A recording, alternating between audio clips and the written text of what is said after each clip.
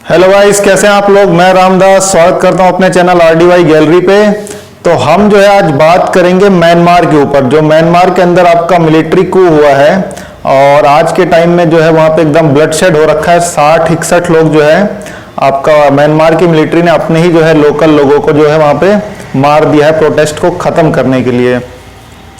तो बेसिकली अभी हुआ क्या है कि आपका जो म्यांमार है ना, उसने जो अपने लोकल पुलिस है उसको सीधा ओपन ऑर्डर दिया था कि आपको कोई भी दिखे प्रोटेस्ट करते हुए आप सीधा उसको गोली मार दो। तो वहां पे म्यांमार की जो पुलिस है उसने आर्मी को जो है म्यांमार की आर्मी को मना कर दिया कि हम गोली नहीं मारेंगे। और उसके बाद उनको अपनी जान का खतरा लगा और वो जो है इंडिया के नॉर्थ ईस्टर्न स्टेट जो है आपका मिजोरम, मणिपुर, और वहां पे कुछ लोग जो हैं 12-13 जो पुलिस वाले हैं भाग के आए हैं इंडिया में, उन्होंने असाइलम ले लिया है। तो हुआ क्या है आपका कि म्यांमार की जो आपका आर्मी है उन्होंने इंडियन गवर्नमेंट से डायरेक्टली बोला है कि हमें हमारे जो ये पुलिस ऑफिसर हैं, पुलिस के अधिकारी हैं जो भाग के हिंदुस्तान में आए हैं असाइलम लेने, उनको जो है हमको वापिस करिए।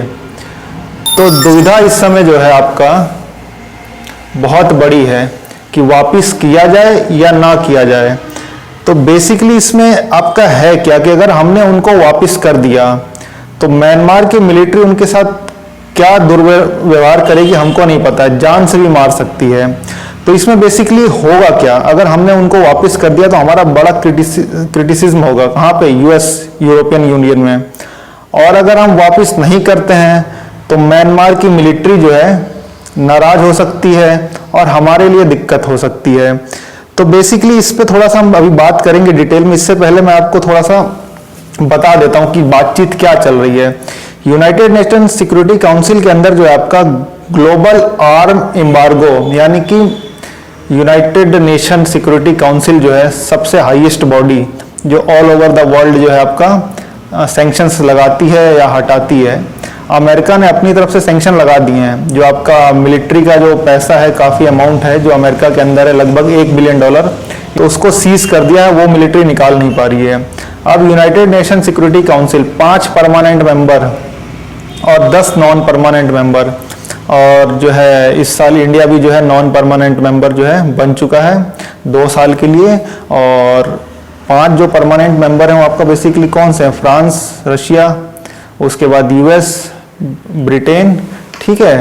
तो ये जो है आपका परमानेंट मेंबर हैं। चाइना, ठीक है, 5वां चाइना, तो ये परमानेंट मेंबर हैं। तो बेसिकली इसमें आपका दिक्कत कहाँ आएगी, देखिए सबसे पहला तो आर्म एम्बार्गो लगा दिया है, लगाने की बात चल रही है यूनाइटेड नेशन सिक्योरिटी काउंसिल। इसमें आर्म एम्बार्गो में होता क्या है कि कोई भी देश पूरे वर्ल्ड में सबमरीन हेलीकॉप्टर तो छोड़िए, एक सिंपल सी जो है गन, एक सिंपल सी जो गन है जो गोली चलाती है, सिंपल गन, वो तक कोई देश म्यांमार को नहीं बेच सकता है। ये होता है UN का आर्म एम्बार्गो, यानी कि एक गन तक कोई बेच नहीं सकता है। उसके बाद आसियान कंट्री के अंदर खुद जो आसियान जो 10 मेंबर हैं जिसमें एक मेंबर जो है म्यांमार है, तो म्यांमार को हटा दीजिए तो 9 मेंबर बचे। तो उन 9 मेंबर के अंदर भी जो है कशमकश है। आपका सिंगापुर और इंडोनेशिया इस फेवर में है कि हम जो है म्यांमार के अंदर जो है बात करें कि वहां पे जो है डेमोक्रेसी जो है रिस्टोर हो। बट जो वियतनाम और थाईलैंड है, मोनार्की है, वो कह रहे हैं कि आपका म्यांमार का इंटरनल इशू है, म्यांमार जो है आपस में संभाल लेगा। तो आसियान के अंदर भी 2 फाड़ हो रखे हैं। अब जो है आते हैं हम थोड़ा मैप पे, और मैप आपको मैं दिखाता हूं। ये रहा हमारा प्यारा भारत, और इसके बगल में अगर आप आएंगे ये रहा म्यांमार। तो यहाँ पे अगर आप बेसिकली देखेंगे तो सबसे पहले तो हमें म्यांमार की जरूरत क्यों है वो मैं आपको बताता हूँ। ये देखिए यहाँ पे ऊपर ये जो है आपका जो एरो है, ये है हमारा चिकन नेक, हिंदुस्तान की बहुत बड़ी दुखती रग। ये है सिक्किम, और ऊपर है ये तिब्बत, यानी कि चाइना के कब्जे वाली जगह, ये पूरा, ठीक है। और अगर आप इसमें देखेंगे तो ये 20-22 किलोमीटर का पतला सा स्ट्रेच है, ये देखिए ये, ठीक है। तो ये हमारे लिए यहाँ पे नॉर्थ ईस्ट में कनेक्ट करने के लिए इकलौता रास्ता है। तो हम जो है नॉर्थ ईस्ट को फिलहाल किससे कनेक्ट कर रहे हैं, एक तो बांग्लादेश से कनेक्ट कर रहे हैं, ये रहा बांग्लादेश, कुछ रेल लाइन है या पोर्ट के थ्रू। दूसरा जो है हम कनेक्ट कहाँ से कर रहे हैं, दूसरा जो है हम कनेक्ट कर रहे हैं म्यांमार से। म्यांमार के अंदर अगर आप ये देखेंगे तो ये रहा आपका क्या, सितवे पोर्ट, जिसको कि इंडिया डेवलप कर रहा है। और यहाँ से जो है बेसिकली हम अपने नॉर्थ ईस्ट को जो है ये मिजोरम को जो है हम कनेक्ट कर देंगे। और दूसरा जो है हमारा बांग्लादेश। तो बेसिकली हम किसी एक देश पे जो है आपका डिपेंड नहीं रह सकते। कल को हमारे बांग्लादेश से संबंध अगर खराब हो गए, इंटरनेशनल पॉलिटिक्स में अगर आप देखेंगे तो कोई भी परमानेंट ना दोस्त है ना दुश्मन है, परमानेंट सिर्फ इंटरेस्ट है। तो कल को बांग्लादेश से संबंध खराब हो गया तो हमारे यहाँ नॉर्थ ईस्ट में जाने के लिए एक रास्ता तो ये है ही है, लेकिन हम इससे जो है अपना वेटेज कम कर रहे हैं। तो दूसरा जो है बांग्लादेश और तीसरा जो है म्यांमार के थ्रू। तो अगर हमने जो है म्यांमार को नाराज कर दिया वहां की आर्मी को, तो होगा क्या, वो हमारा ये प्रोजेक्ट छीन सकती है, डायरेक्टली चाहे इनडायरेक्टली, लेकिन छीन सकती है। जैसे ईरान के जो रेल लाइन चाहबार से जा रहा है उसमें दिक्कत आई है, लेकिन आने वाले टाइम में ठीक हो जाएगा। पर यहां दिक्कत क्या है, अगर हमने उनके 12 पुलिस वाले लौटा दिए तो इंटरनेशनल क्रिटिसिज्म होगा, आपका यूरोपियन यूनियन, ब्रिटेन, यूएस करेगा, वो तो चलो ठीक है। लेकिन अगर हमने उनके लौटा दिए और कुछ टाइम के बाद, कुछ महीनों के बाद, आने वाले टाइम में अगर यहाँ पे लौटाने के बाद वो मारेंगे, ये बात तो पक्की है, लेकिन अगर यहाँ पे डेमोक्रेसी रिस्टोर हो गई अगले 1 से 1.5 साल के अंदर, तो वहाँ की जो गवर्नमेंट है और वहाँ के लोग हैं वो जो है हमारे खिलाफ हो जाएंगे, ये प्रोजेक्ट हमारे हाथ से चला जाएगा। और अगर हम नहीं लौटाते हैं, और अगर हम जो है नहीं लौटाते हैं तो क्या होगा, तो उससे भी एक बड़ी दिक्कत है। तो दिक्कत क्या होगी, अगर ये मिलिट्री रूल लंबा खिंच गया 10 साल 12 साल के लिए, तो भी ये सितवे पोर्ट चला जाएगा। तो ये 2 कंडीशन बहुत बुरी है। इंटरनेशनल क्रिटिसिज्म होगा, चलो वो तो अलग बात है कि हमने लौटा दिया, वो जो है हमारा क्रिटिसिज्म करेंगे यूएस वगैरह। नहीं लौटाने में जो 2 दिक्कतें हैं, अगर यहाँ पे मिलिट्री रूल 1-1.5 साल में खत्म हो गया तो गवर्नमेंट और लोग हमारे खिलाफ हो जाएंगे। और अगर हम नहीं लौटाते हैं, लौटा दिया और डेमोक्रेसी आ गई तो दिक्कत, नहीं लौटाया और डेमोक्रेसी नहीं आई और मिलिट्री रूल अगर 10 साल के लिए चल गया तो भी दिक्कत है। और एक चीज और है, इंडिया के अंदर जो म्यांमार के लोग हैं वो भी इंडिया के अंदर प्रोटेस्ट कर रहे हैं कि आप हेल्प करिए हमारे देश में जो है डेमोक्रेसी रिस्टोर करने के लिए।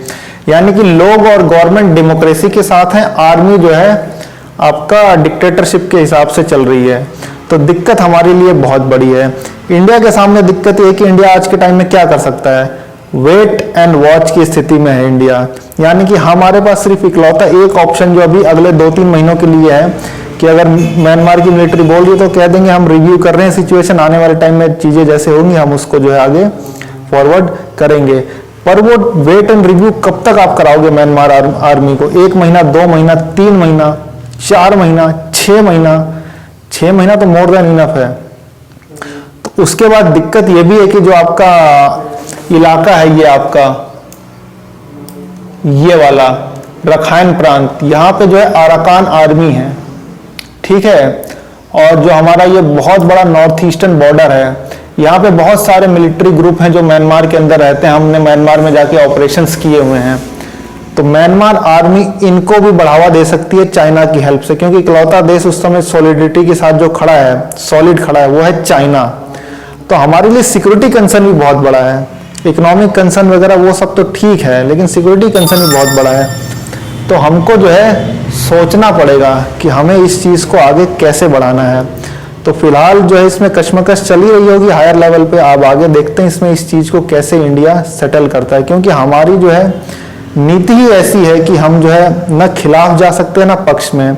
क्योंकि हिंदुस्तान इकलौता देश है पूरे विश्व में जिसकी अमेरिका से भी उतनी ही अच्छी बनती है जितनी रसिया से, सऊदी से भी उतनी ही अच्छी बनती है जितनी ईरान से, फलस्तीन से भी उतनी ही अच्छी बनती है जितनी इजराइल से। पूरे विश्व में एक देश आप मुझे बता दीजिए जो इन 6 कंट्रीज के साथ बराबर जो है डीलिंग करता है। कोई इकलौता देश का कोई एक देश नहीं होगा जो इनमें से किसी एक पेयर के साथ, अमेरिका और रशिया में से किसी एक पेयर के साथ, या इजराइल फिलिस्तीन के किसी एक पेयर के साथ, या ईरान सऊदी किसी एक पेयर के साथ भी अच्छी बनती हो।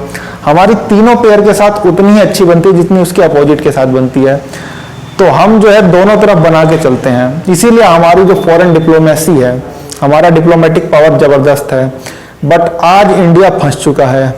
इसको कैसे निकलेंगे, ये एक बहुत बड़ा क्वेश्चन है।